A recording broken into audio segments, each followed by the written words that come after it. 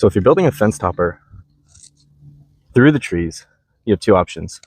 You can cut it all back and make some space, or you can just leave it there and go through it.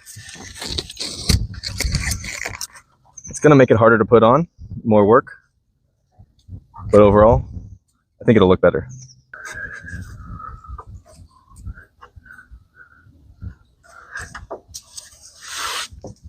And there goes my pencil. Down the back. Perfect. All right, pencil's back. We're good.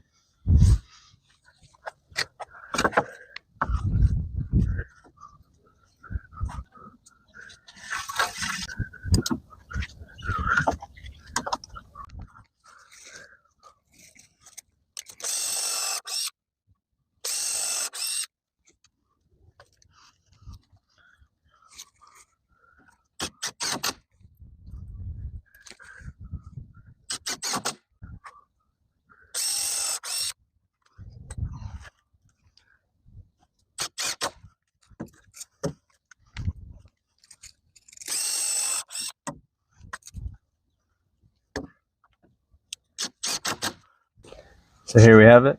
Looks pretty good. Nothing's pushing on the fence too much, so it should last quite a while.